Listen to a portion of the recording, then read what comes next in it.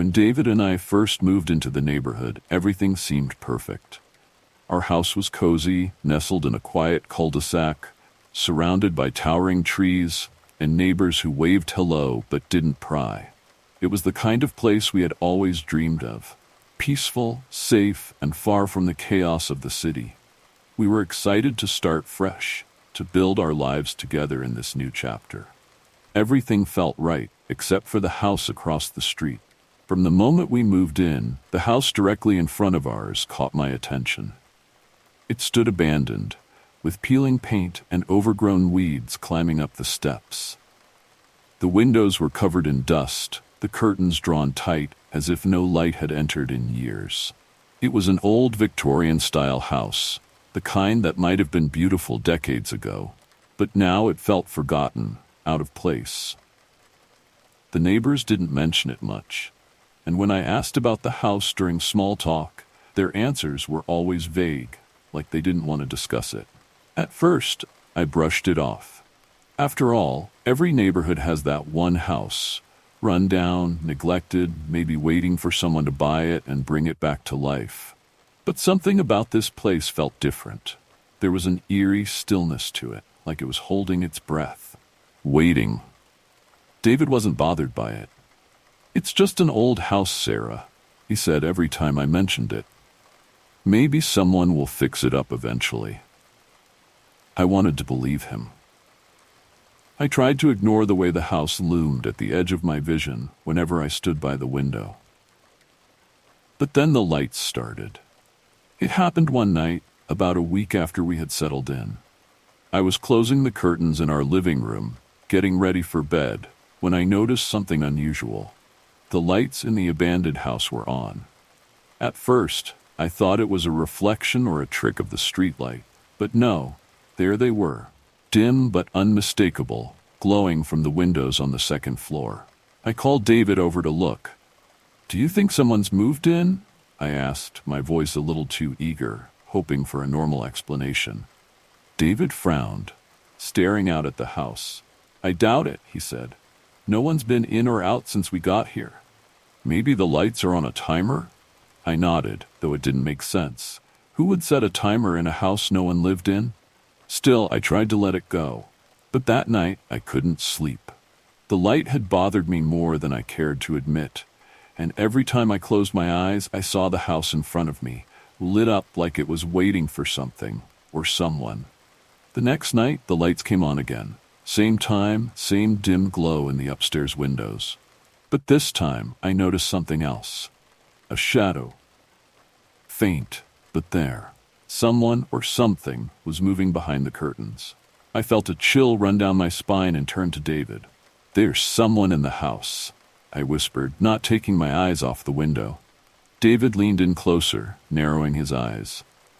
"It's probably just a shadow from the streetlight, Sarah. Don't let your imagination run wild." But I knew what I had seen. I couldn't shake the feeling that something was wrong. I spent the rest of the night lying awake, listening to the silence of our own home, my mind racing with thoughts of what might be happening in that house across the street. The lights and shadows continued every night for the next week. At first, David laughed it off, insisting I was making too much out of nothing. But after a while, even he couldn't deny that something strange was going on. The lights weren't on a timer, and they weren't just flickers of faulty wiring. There was movement in that house, and it wasn't just shadows. One evening, after dinner, we decided to sit in the living room, keeping the curtains slightly open, and wait. We weren't sure what we were waiting for exactly, but neither of us could ignore the growing sense of unease that had settled over our home. The minutes ticked by, and just as the clock struck 11:30, the lights in the house across the street flickered on again. This time the figure was unmistakable. It moved slowly, deliberately, past the upstairs windows. My heart skipped a beat as I watched the shadowy figure pace back and forth. "David, do you see that?" I whispered, my voice barely audible over the pounding of my heart. "I see it," he said, his voice low. "That's not just a trick of the light. We both stood in silence for what felt like an eternity, watching as the figure moved. It didn't seem like a person, at least not someone living. The way it moved was too fluid, too detached, like it was gliding more than walking. And then, as suddenly as it had appeared, the figure vanished, and the lights blinked out. We didn't say anything at first. What could we say? Neither of us wanted to admit what we had just seen. But we couldn't deny it anymore. There was something or someone in that house, and it wasn't normal. That night, the sense of dread was palpable. I couldn't shake the feeling that the house was watching us as much as we were watching it. David tried to comfort me, insisting that there had to be some rational explanation, but his voice was hollow, as if he was trying to convince himself more than me. As we lay in bed, the house across the street loomed in my mind, casting a shadow over everything. I knew that whatever was going on in there, it wasn't something we could ignore. And the more I thought about it, the more certain I became that we had to find out what was really happening in that house. The following morning, the house across the street looked as lifeless as ever. The bright sunlight didn't quite reach it, and it sat there as still and abandoned as before. If I hadn't seen the lights the night before, if I hadn't witnessed that shadow moving, I might have convinced myself it had all been a strange dream. But David and I had both seen it, and there was no denying the fear that had settled deep inside me. David left for work as usual, though we exchanged nervous glances before he headed out. Neither of us wanted to talk about what had happened, as if saying it aloud would give it more power. I stayed home that day, working on my projects at the kitchen table, but my mind kept drifting back to that house. I kept glancing out the window, half expecting to see movement, even though it was the middle of the day. But nothing happened. No lights, no shadows, just the stillness of a house that hadn't been lived in for years. By the time David came home that evening, I had convinced myself that maybe we were overreacting. Maybe it was some electrical issue or a trick of the light after all. But as the sun began to set, that uneasy feeling started to creep back in. "Do you think it'll happen again tonight?" David asked quietly over dinner. "I don't know," I admitted. "But I can't shake the feeling that something's wrong over there. I mean, someone's been inside, right? There's no way those lights just come on by themselves." David nodded, but I could see the doubt flickering in his eyes. He wanted to find a rational explanation just as much as I did. "Maybe we should go check it out," he suggested after a moment. Just to see if we can figure out what's going on." The thought of going into that house sent a chill down my spine. But the idea had already crossed my mind, and I couldn't deny that a part of me wanted to know, needed to know, what was happening.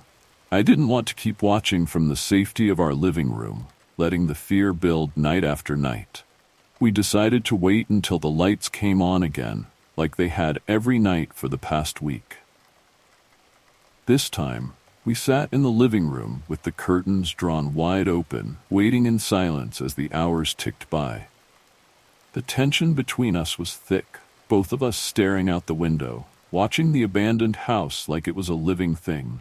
At exactly 11:30, just like before, the dim glow appeared in the upstairs windows. I felt my heart skip a beat as the light flickered on, casting shadows across the dusty glass. I watched, breathless, as the figure moved again. Slow, deliberate, like it was pacing the room. David stood up first. "Let's go," he said quietly, his voice steady but low. I hesitated, glancing out at the shadow moving behind the window. It didn't seem to notice us, or maybe it just didn't care. But something about it felt wrong, like it wasn't just a person walking through an empty house. Still, I followed David. We grabbed flashlights and crossed the street, the cold night air biting at my skin as we approached the house. The front yard was overgrown, weeds snaking up the sides of the crumbling porch. Up close, the house looked even more dilapidated, the wood rotting in places, the windows cracked but intact. The closer we got, the more I could feel that strange, suffocating presence that had been creeping into my mind for days. David tried the front door first, but it was locked. We walked around the side of the house, our flashlights cutting through the darkness as we looked for another way in. There was a small gate leading to the backyard, and beyond it, a door that appeared to be slightly ajar. "Here," David whispered, gesturing for me to follow. My stomach churned with nerves, but I couldn't turn back now. We carefully pushed the door open, the hinges groaning in protest, and stepped inside. The air inside the house was thick with dust, and it smelled of decay, like a place long forgotten. Our flashlights illuminated old furniture covered in sheets and framed pictures hanging crookedly on the walls. It looked like the house had been left untouched for years, as if the family that once lived here had simply vanished, leaving everything behind. We moved cautiously through the first floor, our footsteps echoing eerily in the empty rooms. The house was dead silent, save for the creak of the floorboards beneath our feet. But it wasn't the kind of silence that felt peaceful. It was oppressive, like the house itself was holding its breath, waiting for something to happen. "Do you hear that?" I whispered, stopping in my tracks. David turned to me, his brow furrowed. "Hear what?" I strained my ears, listening closely. At first, I thought I had imagined it, but then there it was again. A faint shuffling sound, like someone moving upstairs. "It's coming from the second floor," I said, my voice barely above a whisper. David nodded, his expression grim. "Let's check it out." We made our way to the staircase, the wooden steps creaking beneath our weight as we climbed. My heart was pounding in my chest, every instinct telling me to turn back, but I couldn't stop now. I had to know. The second floor was even darker, the windows grimy and covered in cobwebs. The light we had seen from the street was coming from a room at the end of the hallway, the door slightly ajar. I swallowed hard, my flashlight trembling in my hand as we approached the door. The shuffling sound had stopped, replaced by an eerie stillness that made my skin crawl. David reached for the door, pushing it open with a slow creak. Inside, the room was empty, except for one thing. A figure stood by the window, its back to us, staring out into the street. My breath caught in my throat as I took in the sight. The figure was wearing old-fashioned clothes, tattered and dirty, its hair long and unkempt. It didn't move, didn't acknowledge us, but the air in the room felt wrong. Heavy, oppressive. "Who are you?" David called out, his voice shaking slightly. The figure didn't respond. I took a step closer, my heart hammering in my chest. As I moved, the figure slowly began to turn toward us, and that's when I realized this wasn't a person. It was something else. Something that should not have been there. I couldn't breathe. My heart was pounding so hard I thought it might explode. The figure standing by the window was turning slowly, almost unnaturally, as if the movement itself defied the rules of the living world. David and I stood frozen in place, our flashlights trembling in our hands as we watched it move. The air in the room had changed. It was thicker, colder, like the atmosphere itself had shifted the moment the figure started to turn. Every instinct in my body screamed at me to run, to leave this house and never come back, but I couldn't move. I couldn't take my eyes off the thing in front of us. As it turned fully toward us, I saw its face, or rather, what should have been its face. There was no expression, no eyes, no features, just a shadowy, hollow presence where a face should have been. Its body was emaciated, its clothes hanging loosely from its frame, torn and stained from years of decay. But what struck me the most was the emptiness in its form, as if it wasn't truly there, as if it was a memory of something that had once been human but was now something far worse. David took a step back, pulling me with him. "Sarah, we need to go," he whispered, his voice barely audible. I nodded, barely able to process what was happening. We turned to leave. Our footsteps hurried as we tried to escape the room. But just as we reached the doorway, a voice echoed through the air, a voice that didn't belong to anyone living, Don't leave.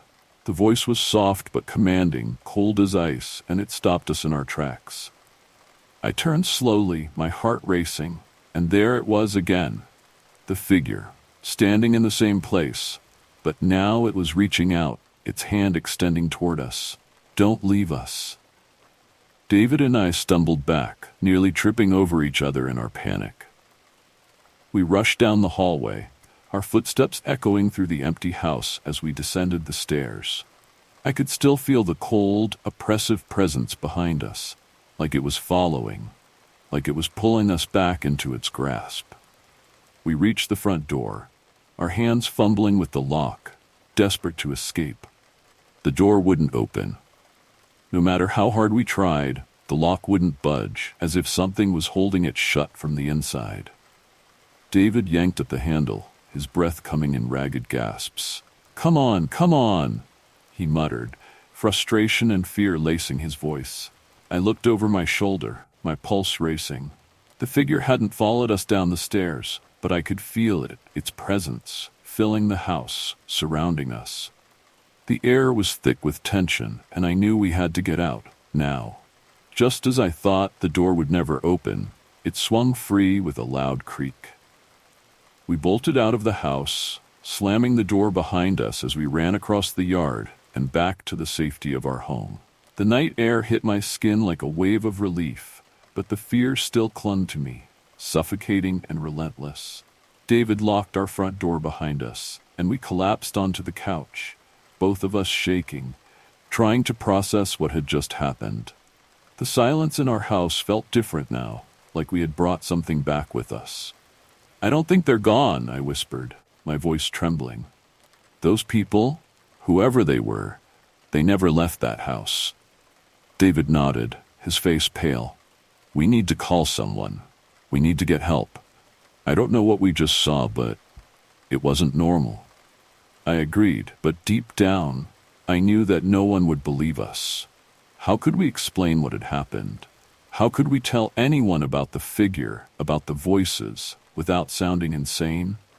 The reality of it weighed heavy on my chest. The knowledge that whatever was in that house wasn't just confined to the past. It was still there, still lingering, and now we had opened the door. As we sat there in silence, trying to calm ourselves, the lights in the house across the street flickered on again. My breath caught in my throat. This time it wasn't just one shadow moving behind the windows. There were several. David, I whispered, my voice barely audible. Look. He turned to face the window, his eyes widening in horror. There were figures, multiple figures, moving through the rooms, shadows dancing in the dim glow of the old house. They were watching us, pacing slowly back and forth, as if they knew we were still there, still watching. We need to leave, I said, my voice shaking. We need to get out of here. David didn't argue. We scrambled to gather our things, not caring about the time or where we would go. I just knew we couldn't stay here. Not with them watching us. Not after what we had seen. We rushed to the car, throwing our bags into the back seat, and sped off into the night. As we drove away, I glanced back at the house one last time. The figures were still there, watching us from the windows. And as we turned the corner, disappearing from view, I swore I heard that same voice echoing in my mind, cold and hollow. Don't leave us. We drove for hours, not stopping until the sun started to rise. I don't know how long we'll be gone, or if we'll ever come back. But one thing is certain, that house was never just abandoned. The people who once lived there never truly left. They were trapped, and now we had come too close.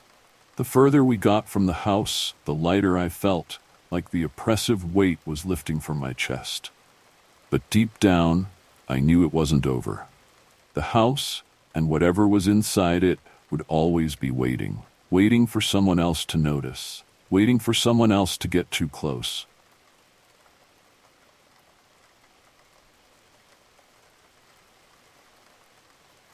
I never expected my life to end up like this. Alone, in a house that's too big for me, in a town where nobody really knows me. After the breakup, I thought moving to the small, quiet town of Brookside, Massachusetts would be a fresh start. The house I found was a steal. A large colonial-style home with creaky floors and windows that rattled in the wind. The realtor had said something about it being on the market for a while, but I didn't pay much attention. I needed a place to disappear, and this house was perfect for that. At first, it was exactly what I hoped for, quiet and uneventful. I filled my days with work and spent my evenings trying to drown out the echoes of loneliness with whatever I could find on TV. There wasn't much to say about the house. It had its quirks, like the way the lights would flicker sometimes or the way the pipes groaned when I ran the water too long. Normal, I thought. Old houses have their personalities, right?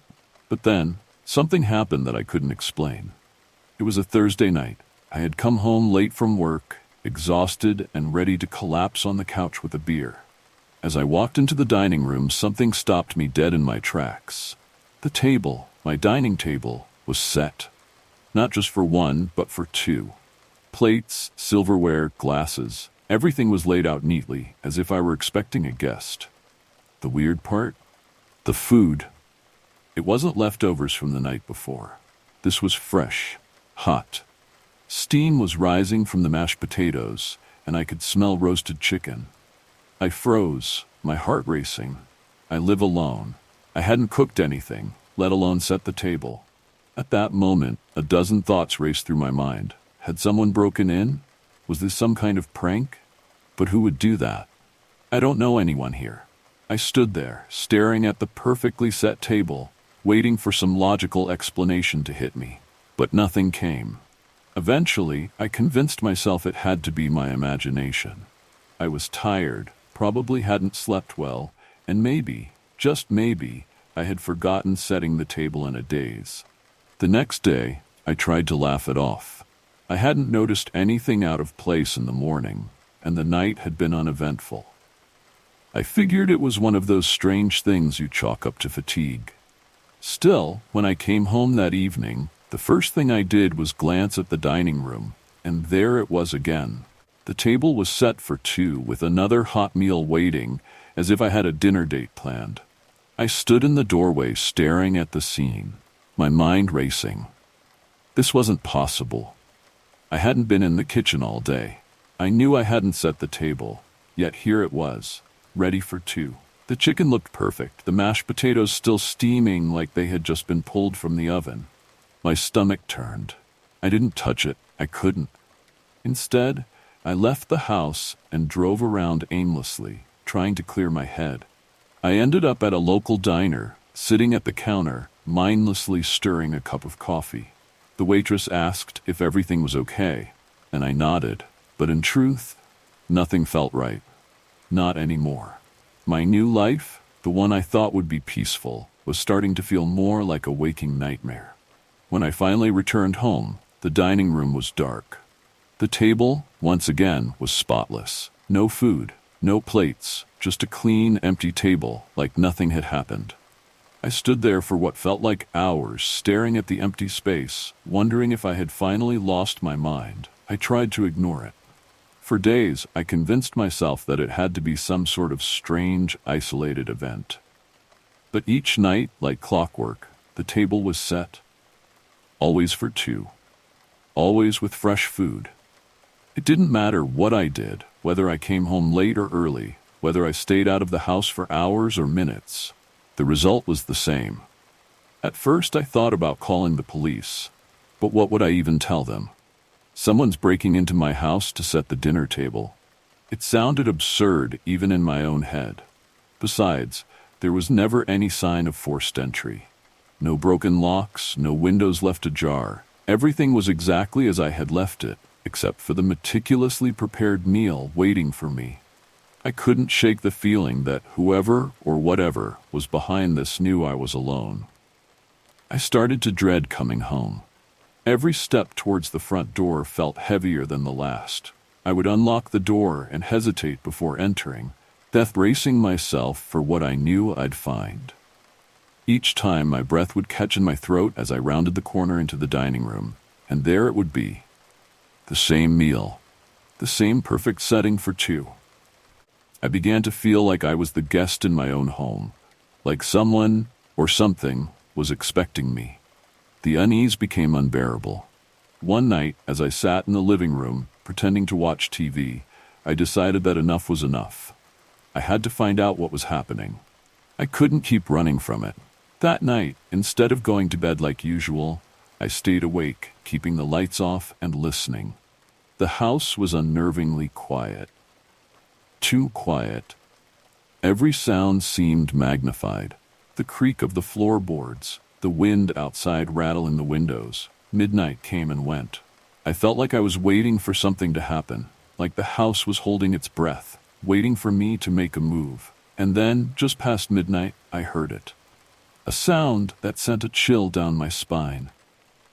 It was the faintest shuffle of footsteps, so light and deliberate that they seemed to glide across the floor. At first, I thought it was my imagination, but as I strained to listen, I realized the sound was coming from the dining room. Someone or something was there. My heart pounded in my chest, each beat echoing in the silent house. I grabbed my phone, my hands trembling, and quietly moved towards the sound, stopping just outside the dining room door. I could see the edge of the table from where I stood. The plates were set. The food was there. But now there was something else. Movement.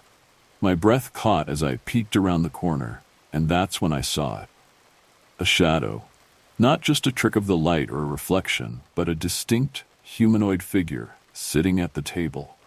It was faint, almost as if it were made of smoke or mist, but it was undeniably there. Its posture was relaxed, as if it had been waiting for me all along. The figure didn't move, didn't acknowledge my presence, but I could feel its eyes, or whatever it had for eyes, on me. Watching. Waiting. Every instinct screamed at me to run, to get out of the house, but I couldn't move. I was frozen, rooted to the spot, unable to tear my gaze away from the figure sitting calmly at my table, like it belonged there. The air around me felt cold, so cold that I could see my breath hanging in the air, mingling with the dim light from the dining room. Then, slowly, the figure began to turn its head. I didn't wait to see its face. Without thinking, I stumbled back, my feet barely catching the floor as I sprinted out of the house. I didn't stop until I was in my car, the engine roaring to life as I peeled out of the driveway and drove aimlessly through the deserted streets of Brookside, my heart pounding in my ears. I didn't know what to do. I couldn't explain what I had seen. And worse, I couldn't shake the feeling that the figure wasn't done with me, that it was waiting for me to come back, waiting for the next meal. I didn't go back to the house that night. Instead, I drove around aimlessly, my mind racing to process what I had seen. The figure at the table, the chill in the air. It couldn't be real.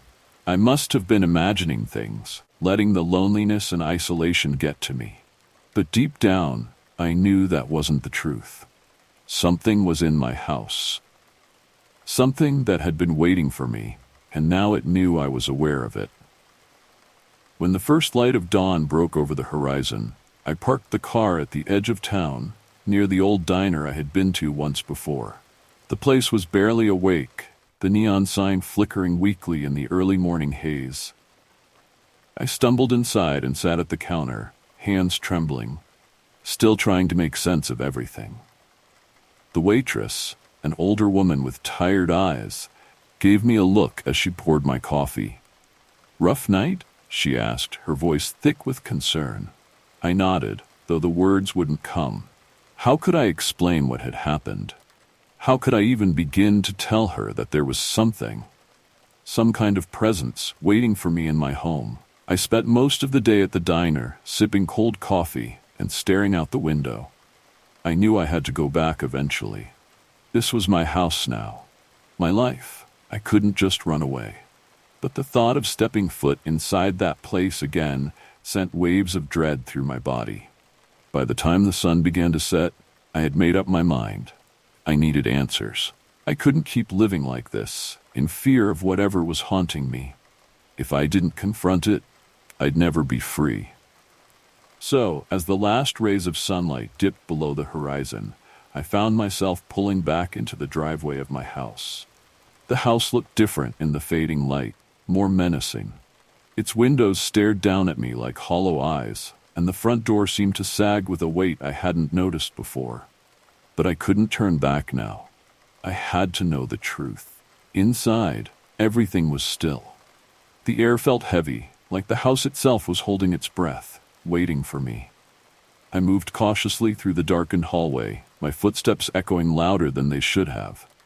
Every creak of the floorboards sent a jolt of anxiety through me, but I kept going. The dining room loomed ahead, its door slightly ajar. I hesitated, knowing what waited for me on the other side, but I couldn't stop. Slowly, I pushed the door open, the hinges groaning in protest, and there it was. The table was set again, just like before. 2 plates, 2 glasses, a fresh meal steaming on the plates. But this time, the figure was already there, seated at the table, waiting. It didn't move when I entered, didn't acknowledge me, but I could feel its presence fill the room like a dark cloud. I swallowed hard, my heart racing. "Who are you?" I whispered, my voice barely audible in the oppressive silence. The figure didn't respond. It sat there, still as a statue, its form just barely distinguishable in the dim light. The room was cold, the kind of cold that seeped into your bones and made it hard to think. "I know you're here," I said, my voice louder this time, though it cracked with fear. "What do you want?" For the first time, the figure moved. It lifted its head slightly, as if considering my question. Then, in one slow, deliberate motion, it gestured toward the empty chair across from it. The chair that had always been set for me. A chill ran down my spine as I realized what it wanted. It had been waiting for me. This entire time it had been setting the table, preparing the meal, waiting for me to join it. The thought made my skin crawl, but I couldn't move. I couldn't turn away. I didn't know what would happen if I sat down. But some part of me, the part that had been living in fear for so long, needed to know. So with shaking hands and legs that felt like they might give out beneath me, I moved toward the chair. Slowly I sat down across from the figure, my eyes locked on its dark, faceless form. For a moment, everything was still. The house was silent. The food on the table was untouched. And then the figure reached out, picking up its fork. I couldn't breathe. My mind screamed at me to run, to get out of that house, but my body wouldn't listen. I was frozen in place, trapped in that chair, as the figure raised the fork to its mouth, if it had a mouth, and took a bite of the food. As it ate, the room grew colder, the shadows deeper. The world outside seemed to fade away, and I was left alone with the thing that had been waiting for me all along. I don't know how long I sat there, watching it eat. Time seemed to lose all meaning in that cold, dark room. But eventually, the figure stopped. It set its fork down, looked directly at me, and then, without a sound, it disappeared. The house was silent once more, but I knew I would never be the same. Whatever that figure was, it had been waiting for me, and now I had given it what it wanted. I left the house that night and never returned.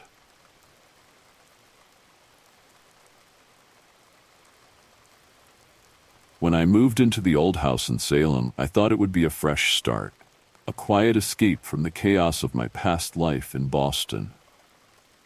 Salem wasn't exactly a place known for peace. Its history was steeped in legends of witchcraft and dark magic, but the small colonial house I found on the outskirts of town felt like the perfect place to hide from everything. The real estate agent had called it charming, with its old wooden floors and ivy creeping up the stone exterior. I saw it as a place to heal. The first few weeks were uneventful. I spent my days trying to settle into a new routine, hoping that this change of scenery would help me forget everything that happened. My nights were quiet, almost too quiet. The kind of silence that presses against your ears, making you wonder if you're truly alone. But I didn't mind at first. It was a welcome change from the constant noise of the city. Then the whispers started. I remember the first time I heard them. It was late at night, maybe around midnight. I had just climbed into bed after a long day, trying to lose myself in a book, when I heard it. Faint, almost like a breeze sneaking through a crack in the wall. At first I thought it was nothing, just the house settling, or maybe the wind rustling through the trees outside. But as I lay there, the sound grew more distinct, more deliberate. It wasn't just the creaking of the old house. It was something else, something. Whispering.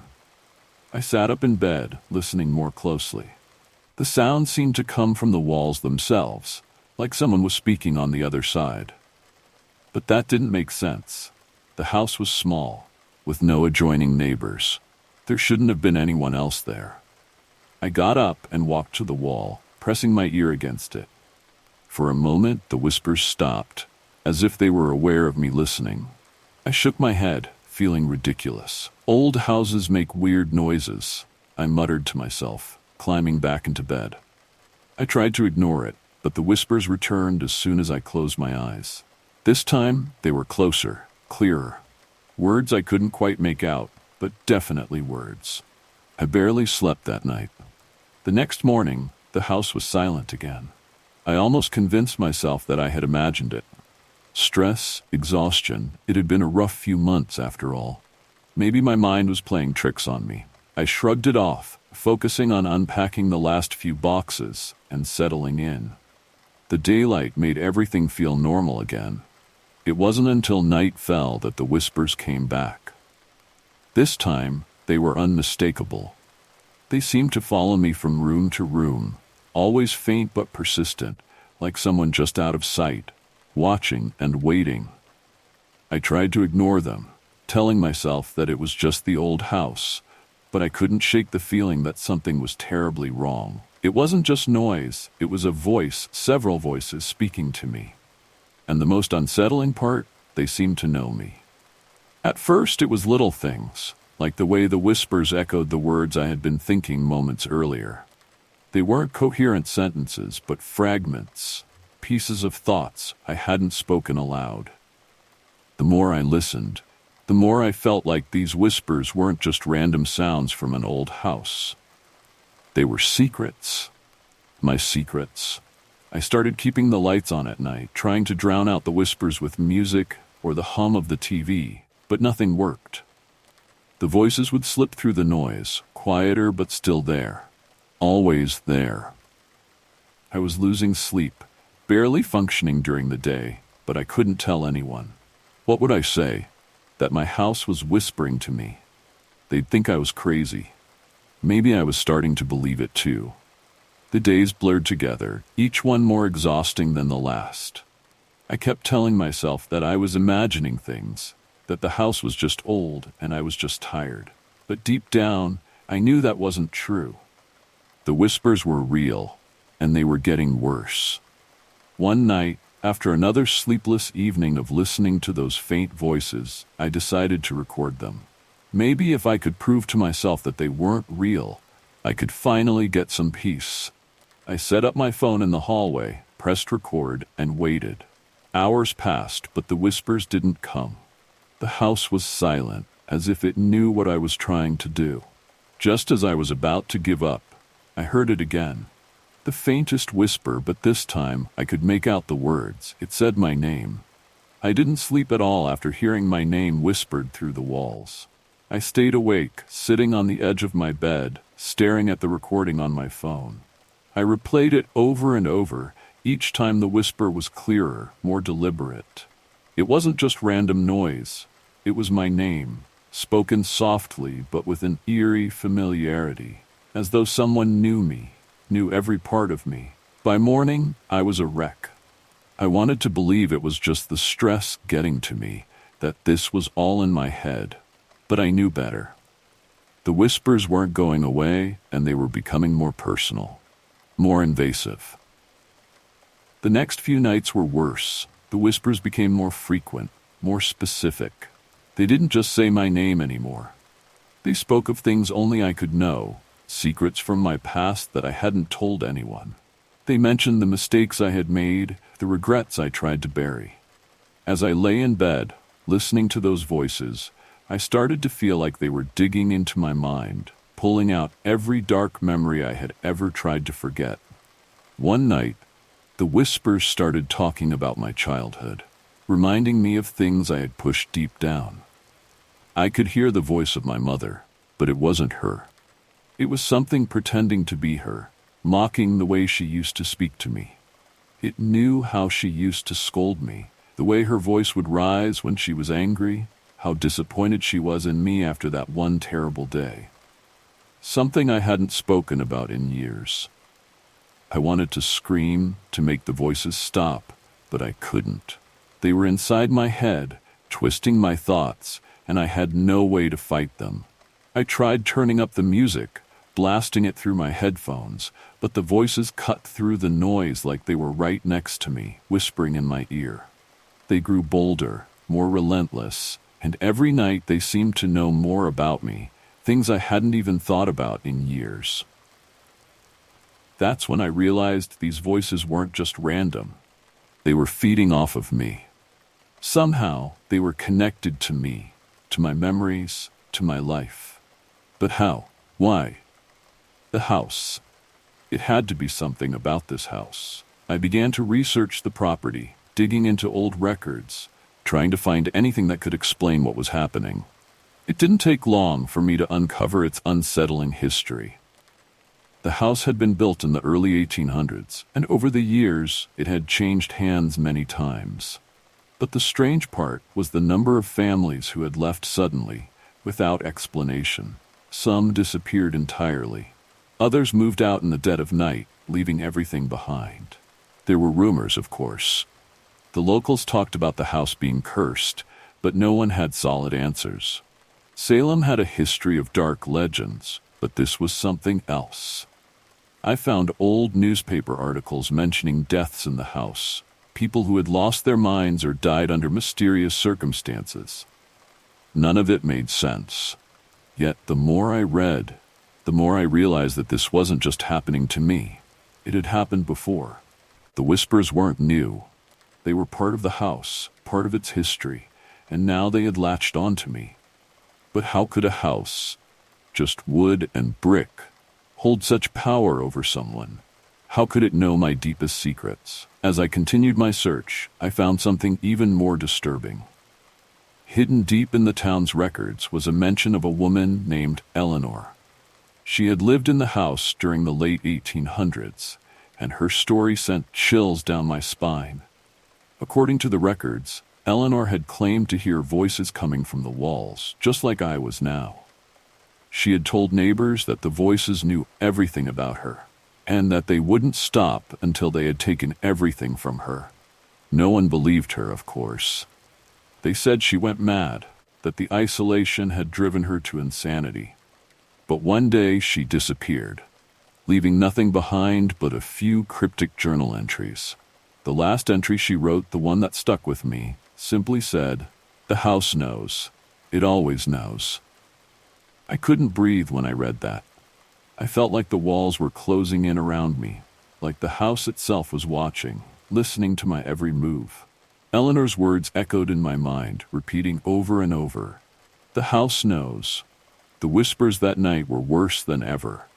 They weren't just faint murmurs anymore. They were full conversations, voices that seemed to come from every corner of the house. They called out to me, urging me to listen, telling me things about myself that I had forgotten. They knew my fears, my desires, my mistakes, and worst of all, they didn't just speak about my past. They started talking about my future. I was losing control, losing my grip on reality. The house was inside my head, manipulating me, feeding on my fear, and I had no idea how to stop it. Then, one night, the voices said something that made my blood run cold. "We've always been here, Sarah. We're part of you now. You'll never leave us." It was my breaking point. I couldn't stay in that house another second, but as I packed my things, ready to flee, something stopped me. The voices weren't going to let me leave. I knew that now. They were in the walls, in my mind, and I couldn't escape them. I had to confront them. I stood in the middle of the room, surrounded by the heavy silence that followed the whispers. My heart raced as I clutched the few belongings I had packed, my hands trembling. I didn't know what was waiting for me, but I knew I couldn't run anymore. The house had made that clear. There was no escape. Whatever was in those walls, whatever had been whispering to me, wasn't just part of the house, it was part of me now. The air felt thick, oppressive, as if the house itself was closing in on me. The walls seemed to pulse with energy, the whispers growing louder again, but this time they weren't just background noise. They were calling to me, urging me to listen. "We know everything, Sarah."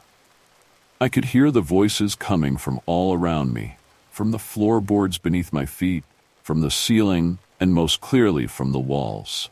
Each word they spoke seemed to dig deeper into my mind, pulling at memories I hadn't thought about in years. They knew things I had locked away, things I had never told anyone. I felt exposed, vulnerable, like the house was peeling away the layers of my life until there was nothing left but the raw truth. And then suddenly, everything was quiet. For a brief moment, I thought it was over. The house was silent again, and I let myself believe that maybe, just maybe, I had imagined it all. But deep down, I knew better. The silence wasn't peace. It was the calm before the storm. I could feel something in the air, a presence just out of sight watching me, waiting. The whispers had stopped, but I wasn't alone. I knew that now. I could feel it. The house wanted me to find it. With trembling hands, I picked up the old journal I had found, Eleanor's journal, and flipped through the pages one last time. Her words were frantic, desperate, but there was one entry I had overlooked before. One that felt like a warning. A message meant for me. The whispers lead to the heart of the house. You can't escape them, but you can confront them. Only then will you know the truth. I had no choice. I had to follow the whispers to their source. If I didn't, I would never be free of this house, of whatever was haunting me. And so, with a deep breath, I set out to find the heart of the house. I started in the basement. The air was cold and damp, and the smell of mildew filled my lungs as I descended the creaky wooden stairs. The basement was small, with nothing but old furniture and boxes covered in dust. But the moment I stepped inside, I felt it.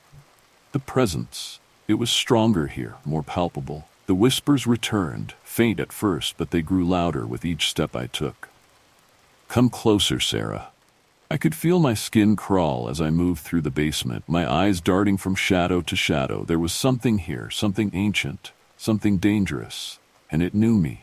It knew everything about me. At the far end of the basement, hidden behind an old bookshelf, I found it. A door. A door I had never noticed before, one that looked like it hadn't been opened in decades. My heart pounded in my chest as I reached for the handle, my hand shaking. The door creaked open, revealing a small, hidden room. The walls were lined with strange symbols, carved deep into the wood, and in the center of the room there was a stone altar, worn and cracked with age. The air in the room was thick with an energy I couldn't explain, and the whispers were deafening now, circling around me like a whirlwind of voices, all speaking at once. "This is where it ends, Sarah." I stood frozen in the doorway, the weight of the whispers pressing down on me. The air was heavy, suffocating, and I felt like I was being pulled toward the altar, like something wanted me to come closer. But I couldn't. I wouldn't. This was the source. This was where the whispers had been coming from all along. The heart of the house. Whatever dark energy had been buried here had been feeding on my fears, my secrets, drawing me deeper into its grasp. But now I knew the truth. I wasn't going to let it take me. I stepped forward, my legs shaky but determined, and approached the altar. The whispers were screaming now, louder than ever before, but I blocked them out. I had to. I wasn't going to let them control me. As I stood in front of the altar, I took the journal from Eleanor and opened it to the last page. Her final words were scrawled in messy, frantic handwriting. "The house knows. It always knows. But you can break it. You can stop the whispers. You have to destroy the source. I knew what I had to do. I grabbed a stone from the floor, and with all the strength I could muster, I brought it down on the altar. The stone cracked beneath the blow, and the air around me shifted. The whispers screamed in agony, like a chorus of voices being torn apart, and the house seemed to shudder, the walls groaning under the strain. But I didn't stop. I kept hitting the altar until it shattered completely, sending pieces of stone flying across the room. The moment the altar broke, the whispers stopped. The house fell silent. I stood there for a long time, my heart racing, my hands trembling, waiting for something to happen. But there was nothing. No more voices, no more whispers. I had done it. I had broken the heart of the house. The whispers were gone. As I climbed the stairs out of the basement, I felt a weight lift off my shoulders. The house was still, peaceful for the first time since I moved in. I had faced the darkness and survived. But as I stood at the front door, ready to leave for good, I heard one last whisper, faint and distant, as if coming from deep within the walls. "We'll always be here, Sarah, waiting." I walked out of the house, never looking back. It was a quiet neighborhood, the kind of place you move to when you need a fresh start. That's exactly what I was looking for when I bought the house. After the divorce, I wanted nothing more than peace and distance from the mess my life had become. The small town in Washington seemed perfect. Calm streets, friendly neighbors, and plenty of space to be alone with my thoughts. The house was old, but charming in its own way, with ivy creeping up the sides and big windows that let in the morning light. I didn't know my neighbors well, which suited me just fine. The occasional wave when taking out the trash or a nod when passing someone walking their dog was enough. Everyone kept to themselves, and I liked that. But from the day I moved in, there was something about the house across the street that unsettled me. It wasn't the house itself. It looked like all the others on the block, but its occupant. Every night, without fail, at exactly 11 p.m., I'd see the man across the street standing at his window. He lived alone, or at least I assumed he did, since I'd never seen anyone else coming or going from his place. The man, middle-aged, maybe a little older, would stand there, motionless, staring directly at my house. At first, I thought it was a coincidence, just him glancing out of his window like anyone would. But as the nights passed, it became clear that he wasn't just casually looking outside. He was watching me. It didn't take long before his presence started to gnaw at me. At night, after the house fell silent and the world outside was still, I'd sit on the couch or lie in bed, feeling his eyes on me. I'd catch glimpses of him through the curtains, always in the same spot, always staring. His figure was like a shadow, unmoving, barely illuminated by the faint light in his room. Sometimes I'd think I was imagining it, that my mind was playing tricks on me. But every time I peeked out from behind the curtains, there he was. At first I tried to ignore it. It's not like he was doing anything threatening. He never stepped outside, never approached me, and the lights in his house were always off, except for that one window. It was creepy, sure, but what could I do? Complain to the police about a man staring at my house? I wasn't even sure if that was illegal. But as the days turned into weeks, I couldn't shake the feeling that something wasn't right. Every night, without fail, he'd be there, at exactly the same time. It didn't matter if it was raining, or if the wind howled through the trees outside, or if the moon cast eerie shadows on the pavement. He would just stand there, watching, for hours. It got to the point where I started changing my own routine to avoid him.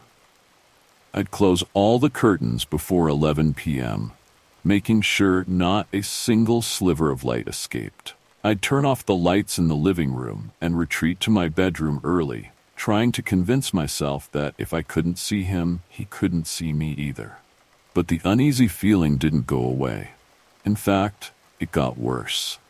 Knowing he was out there, watching, waiting for something, was driving me mad. I thought about confronting him several times, just walking across the street, knocking on his door, and asking him why he was watching me. But every time I worked up the nerve to do it, something held me back. Maybe it was the stillness in his house, the way it seemed abandoned except for him. Or maybe it was the irrational fear that once I acknowledged him, once I made contact, things would get worse. I mentioned the situation to one of my neighbors during a casual conversation over the weekend, trying to gauge if anyone else had noticed. The woman, older and with a friendly smile, looked puzzled when I described the man across the street. "The Anderson place?"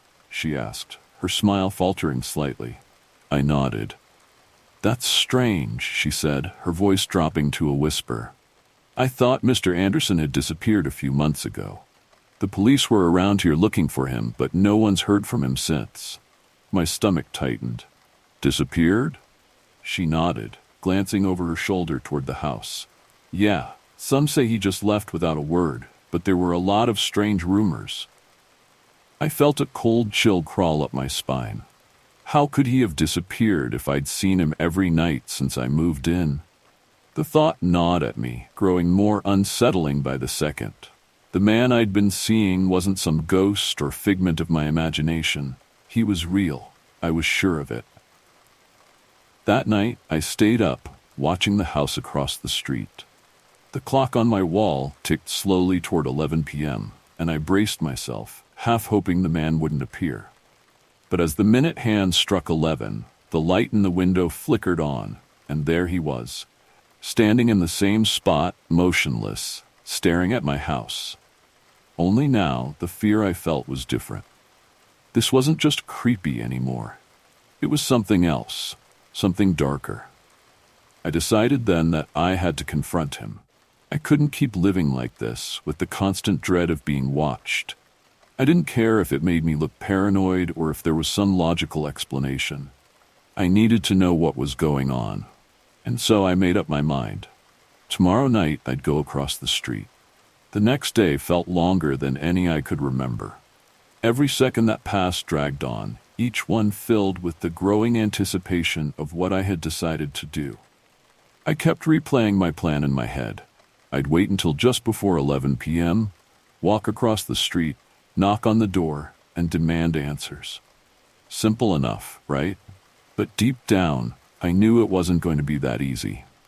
Nothing about this felt normal.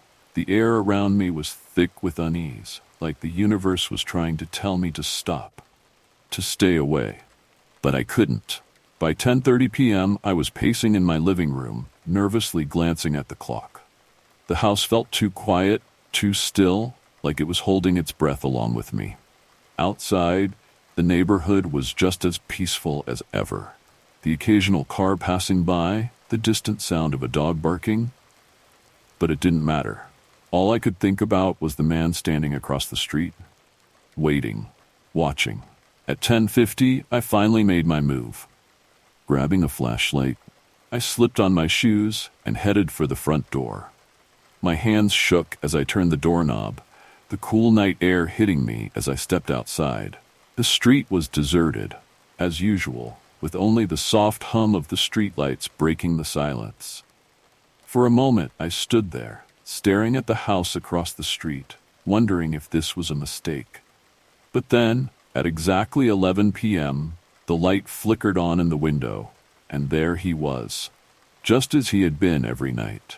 The figure of the man stood in the same spot, unmoving, his gaze locked on my house. My heart pounded in my chest, and every instinct told me to turn back, to lock my door and pretend this wasn't happening. But I had made up my mind. I couldn't keep living like this, in fear and uncertainty. I needed to know who or what was watching me. I took a deep breath and crossed the street. The closer I got to the house, the more oppressive the air felt, as if the darkness itself was thickening around me. The house looked even more abandoned up close. The windows were covered in dust, and the lawn was overgrown, giving the place a sense of neglect. It didn't look like anyone had lived here in months, maybe even years. Yet there he was, standing in that window every night. I stepped onto the porch, my footsteps unnaturally loud in the quiet of the night. The door loomed in front of me, the paint peeling and the wood warped from years of exposure. I hesitated, my hand hovering over the door, but finally I knocked. Nothing. I knocked again, harder this time, the sound echoing through the empty streets. Still nothing. I felt a chill creep up my spine, my body telling me to leave, to get as far away from this place as possible. But I wasn't ready to give up yet. I tried the door handle. To my surprise, it turned easily, and the door creaked open. My breath caught in my throat as I stepped inside. The air inside the house was stale, thick with dust and the unmistakable smell of decay. The hallway was dark, the only light coming from the faint glow of the streetlights outside. I could hear the faint hum of electricity, but other than that, the house was silent. Too silent.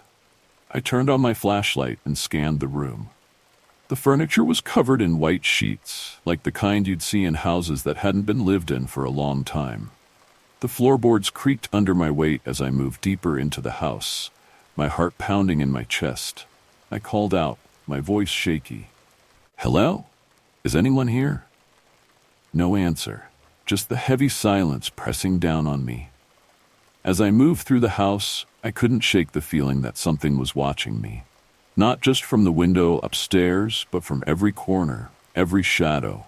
I kept glancing behind me, half expecting to see someone standing there, but there was nothing. Just emptiness. Finally, I reached the stairs. The light from the window upstairs was dim but still visible, casting eerie shadows along the walls. I stood at the bottom of the stairs, staring up at the second floor, where the man was always standing. The weight of the silence was unbearable now, every fiber of my being screaming at me to leave. But I couldn't. I took a step forward, then another, the stairs groaning beneath me. With each step, the air seemed to grow colder, and my breath fogged in front of me. The light at the top of the stairs flickered, casting long shadows across the hallway. I could see the door to the room where the man always stood. It was slightly ajar. My hand shook as I reached out to push the door open. The room was empty. The window was there, just as I'd seen it every night. But the man was gone. I stood there, frozen, my mind racing. Had I imagined the whole thing? Was I losing it? That's when I saw it. On the floor in front of the window, there were footprints. Dusty, worn footprints, like someone had been standing there for a long time. But they weren't moving anywhere. They were planted in place, fixed, as if the person had been standing there for days, weeks, maybe even longer. I knelt down to inspect them, my breath catching in my throat. That's when I noticed something else.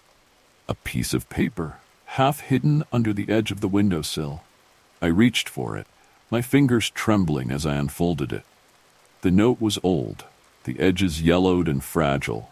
The handwriting was faint, but I could make out the words, "He's not who you think he is." Before I could process what the note meant, I heard a sound behind me. A soft creak, like someone stepping on the old wooden floorboards. I spun around, my flashlight sweeping across the room. But there was no one there.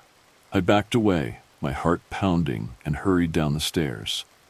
As I reached the front door, I heard the creak again, louder this time, coming from the top of the stairs. I didn't look back. I couldn't. I bolted out of the house and slammed the door behind me, my breath coming in ragged gasps. When I looked up at the window, the man was there again, watching, waiting. And now I had the feeling that whatever game had begun, I was trapped in it. I couldn't sleep that night. Every time I closed my eyes, all I could see was the figure in the window, the note with its cryptic warning echoing in my mind. He's not who you think he is. What did that mean? Who or what was the man in the window? And if he wasn't Mr. Anderson, who had been watching me all this time? The morning light brought no comfort. I spent most of the day pacing around my house, unable to shake the feeling that something had changed, something fundamental. The house across the street seemed different now, darker.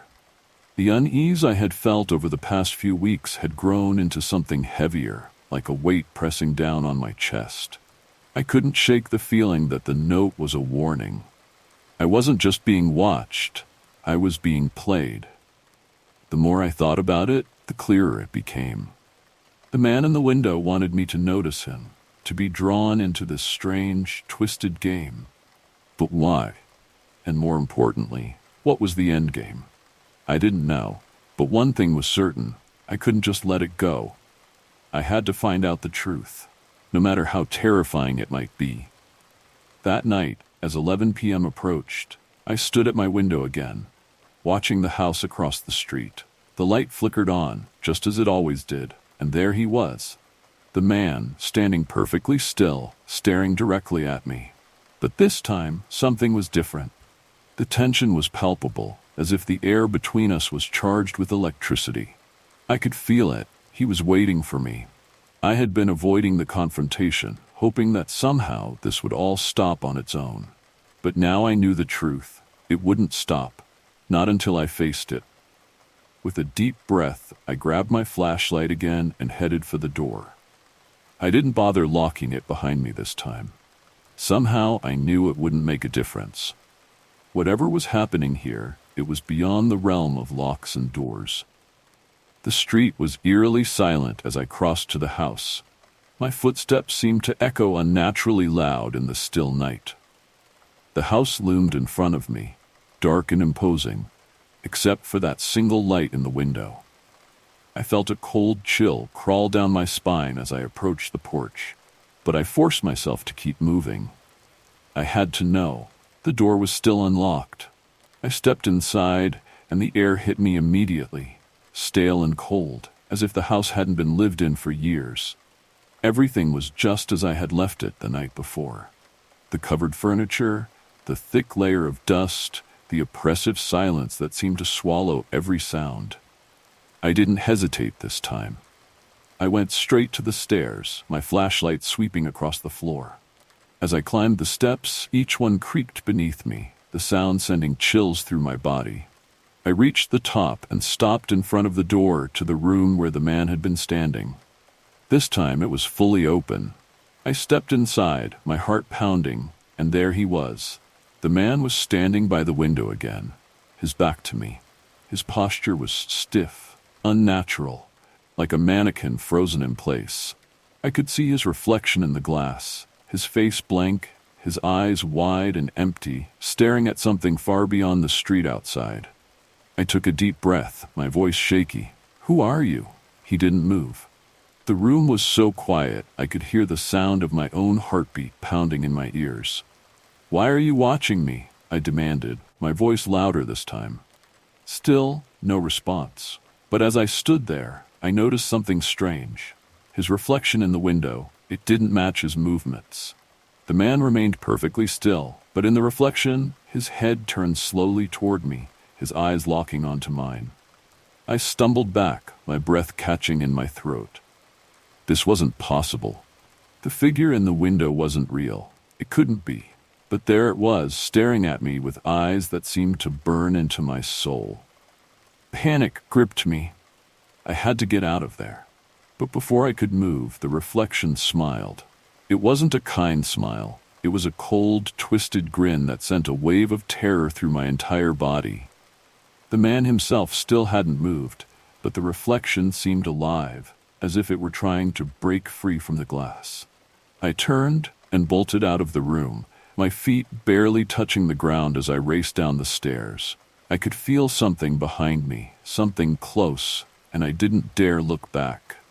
I reached the front door and threw it open, bursting out into the cold night air. I didn't stop running until I was back inside my own house, slamming the door shut behind me. For a moment, I stood there, gasping for breath, my back pressed against the door. My mind raced, trying to process what had just happened. But then, slowly, I forced myself to turn around and look across the street. The man was still there, but this time, he wasn't at the window. He was standing in the middle of the street, facing my house. My blood ran cold. I could see him clearly now, his body bathed in the faint glow of the streetlights. But there was something wrong with him. His skin was pale, almost translucent, and his eyes were like the reflection I had seen in the window, wide and empty, filled with a darkness that seemed to pull me in. I backed away from the window, my heart pounding in my chest. I didn't know what was happening, but I knew one thing for sure. I wasn't dealing with a man anymore. Whatever this thing was, it wasn't human. And now it was coming for me. I don't know how long I stood there, frozen in fear. Minutes? Hours? Time seemed to stretch, warping under the weight of the terror that had settled over me. But then, as suddenly as he had appeared, the man turned and walked back across the street, disappearing into the shadows of his house. The light in the window flickered off, and the street was plunged into darkness once again. I didn't sleep that night. How could I? I knew the game wasn't over. I knew, deep down, that whatever was living across the street was far from done with me. The next night, at exactly 11 p.m., I found myself standing at my own window, staring out at the house across the street, waiting.